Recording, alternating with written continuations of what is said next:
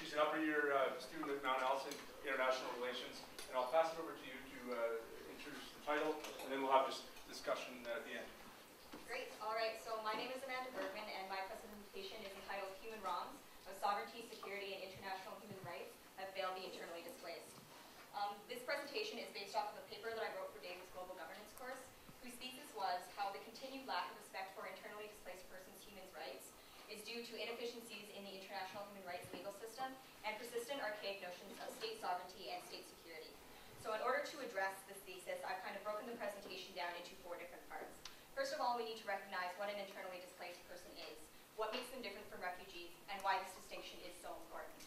Secondarily, I looked at the existing structure of human rights law to see what exists or what systems currently exist, as well as whether they are adequate to the protection of human rights for IDPs. Third, we did an examination of sovereignty and security and how these archaic concepts, in my opinion, interfere with the protection of IDPs' human rights. And fourth, to be optimistic, we'll look at some resolutions offered by Francis M. Dang, who was the former United Nations representative to the Secretary General on internal displacement. So first of all, I wanted to give you a human face of internal displacement. For me, Leonard Franco, the Director of International Protection of the UNHCR, says it best. They've been called refugees in all but name, casualties of armed conflict, targets of ethnic or religious persecution, or victims of the breakdown of law and order. Millions of internally displaced people throughout the world live scattered in the jungle, huddled in camps, or hiding in the anonymity of urban slums. They are the dark side of the world refugee problem. So, basics. So the Universal Declaration of Human Rights states that everyone has the right to life, liberty, and security of person. However, IDPs are often stripped of these rights. There are from 25 to 30 million IDPs currently in the world, which is over double the number of refugees. However, you don't really hear about them. Half are in Africa, over 1 million in Iraq, and up to 90,000 in Afghanistan. They often live in deplorable conditions, including a lack of sanitation facilities and access to healthcare, as well as at a high risk of disease, rape, and exploitative labor.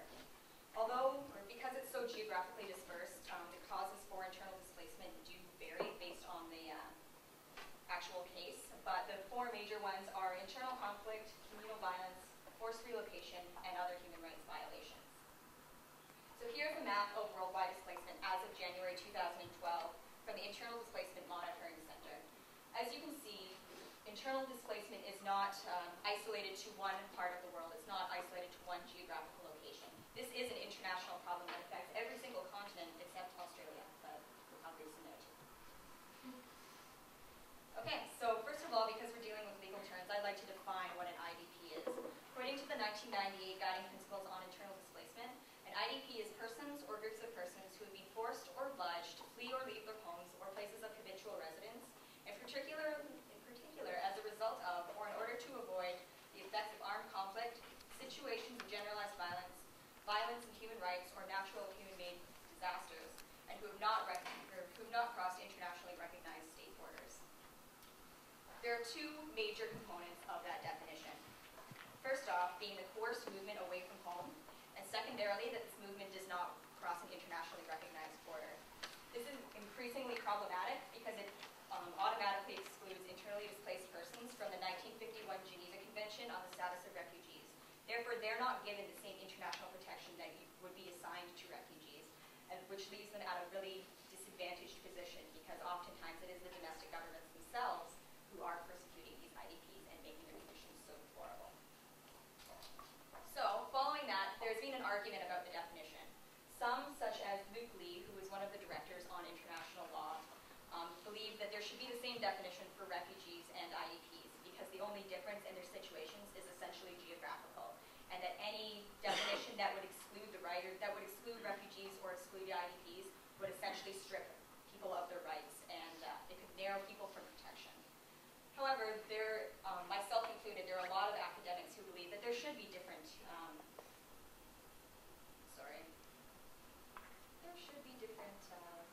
descriptions, essentially, because the homogenization of refugees and IDPs not only removes home state obligation for their care, it also brings up issues of sovereignty and international law because who bears the responsibility for them. And as you can see by Walter Kalin, it essentially strips them of their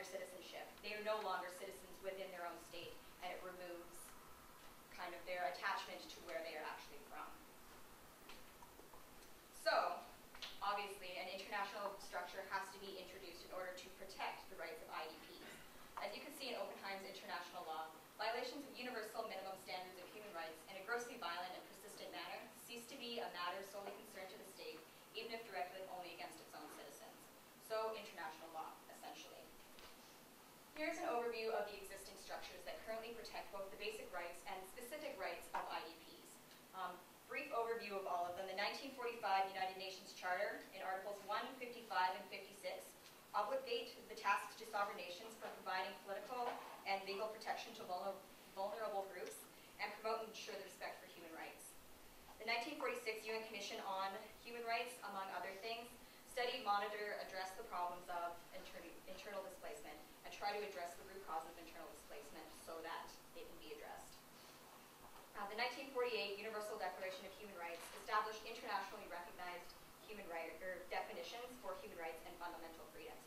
This is really big because it's essentially, it stops the argument from saying, well, you're just pushing Western values of human rights. These are universally recognized, so you cannot use that argument because everyone kind of agreed.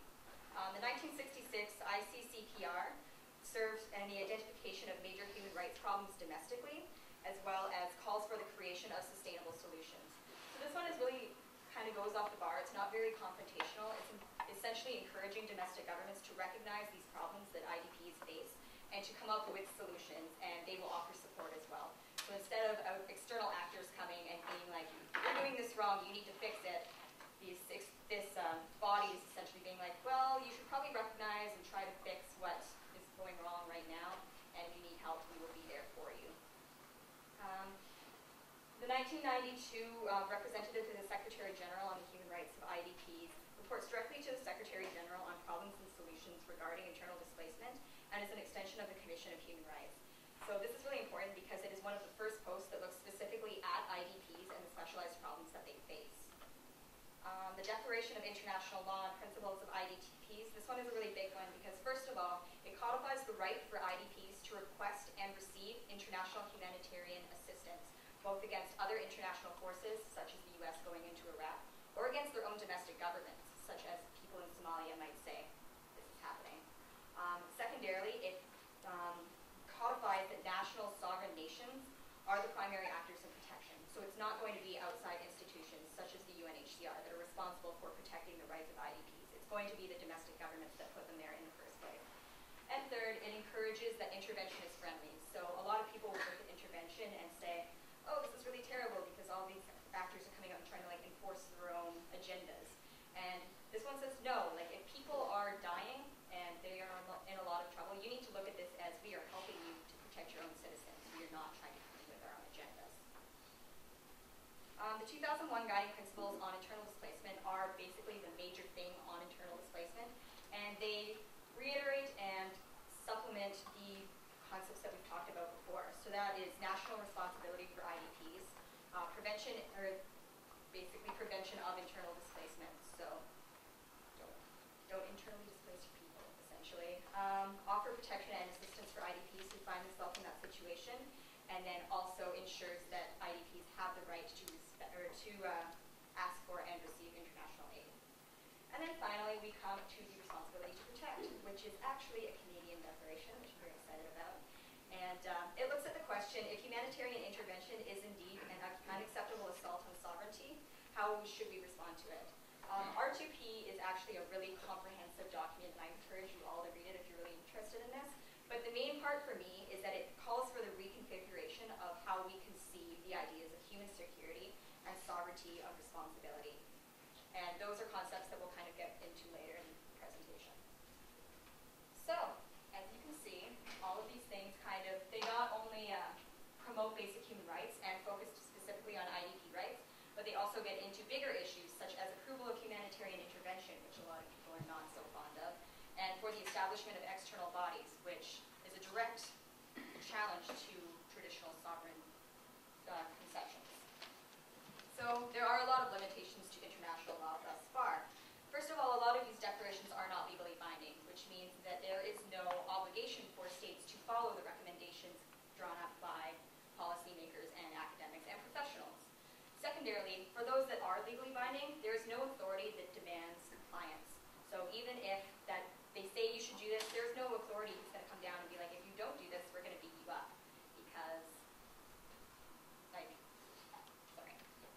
leaves little motivations for states to comply because there is A, not really a prize if you do comply, and B, no punishment if you don't comply. So then that leaves states who either they don't fully comply and they only do it so that the international system is like, hey, we kind of like you, sounds really good, or they just don't do it at all.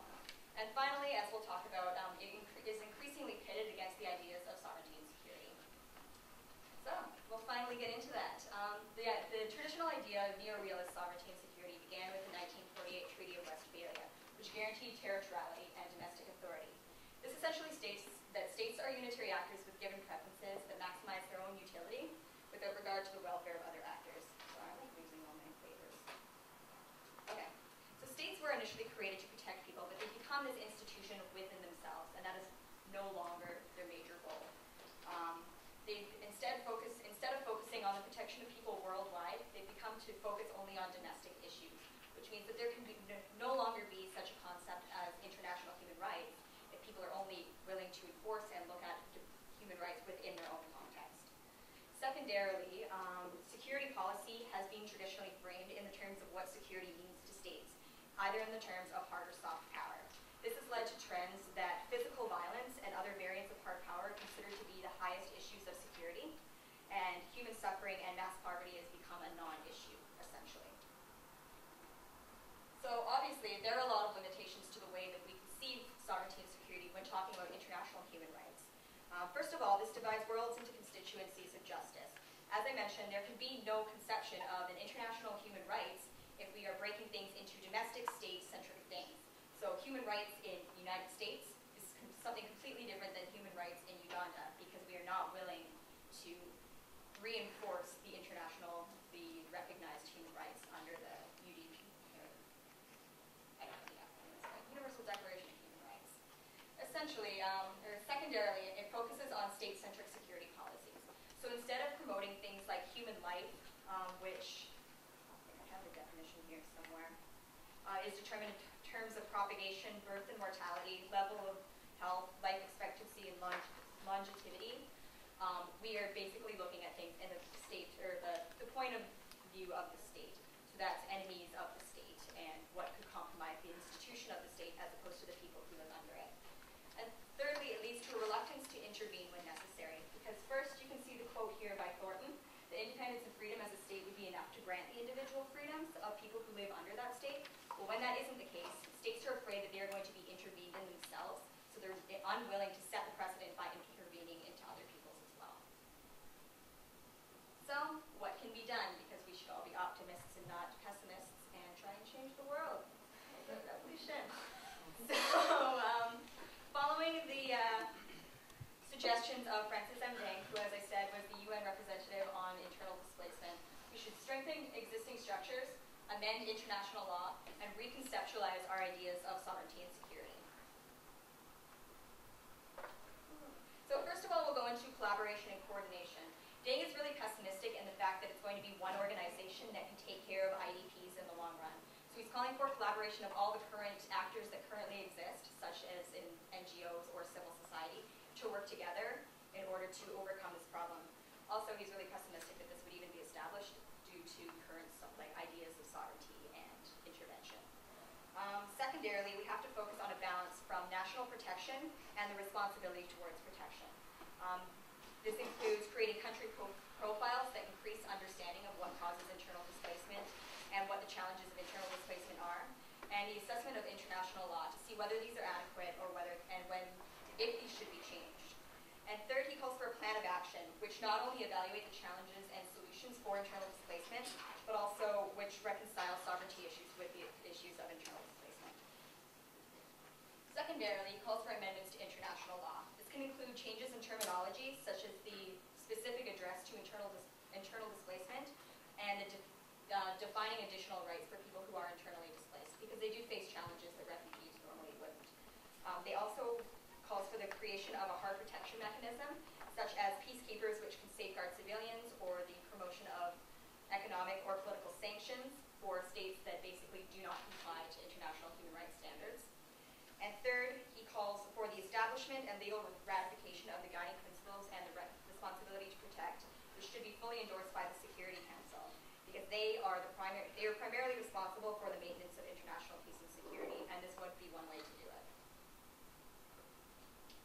finally, we must critically analyze the concepts of sovereignty and security. Security of the people, as opposed to security of the state, should come first. It is irresponsible to limit sovereignty to the protection of borders, to limit security to the protection of borders, institutions, or values. Instead, we must look at people, because it is ultimately people who will be affected by these policies. Increases in human security ultimately lead to higher rights, higher development, and more legitimate states. So if that is your ultimate goal, human security is linked up. Sorry, thanks, Sean. And we also must reconceptualize our idea of state sovereignty. Just because you're a state, does that automatically mean that you should have authority within your own domestic area? Instead, R2P calls for a shift from state sovereignty to sovereignty of responsibility. Sovereignty of responsibility is essentially you become accountable to the international community as a whole. Your policies must adhere to domestic and international law, and you have to protect the safety and lives of your civilians. Essentially, if you are not following and living up to these goals, the international community can come in and you cede your right to legitimacy. You're no longer considered a legitimate state because you are not fulfilling the goals that a state must fulfill in order to be legitimate. Although that may sound really radical, it kind of already exists when you think about it. People who sign on to the UN cede some of their legitimacy to follow the policies of the United Nations. So, think about it. So, in conclusion, for my thesis, we've gone over what is an IDP, which is coerced or forced movement away from their homes who have not crossed an internationally recognized border. They should remain different from refugees because it not only maintains home state obligations for their care, but it also it stops alienating people away from their home states. We looked at the international human rights law, which is currently inadequate, as we see there's lots of limitations, but it does have potential because if a lot of these things are ratified and a lot of these things are kind of built upon, the legal precedent is there so long as it is enforced. And then we looked at concepts of sovereignty and security and how right now they are really inefficient in dealing with concepts such as international human rights law. And so a shift has to be made from these old notions of blocks of states towards one of sovereignty of responsibility where everyone is accountable to each other. So I'm just going to explain this picture really quick because I thought it was really cool. When I first looked at it, it was very reminiscent to me of the Berlin Wall, which separated people in East and West Germany. This is actually the wall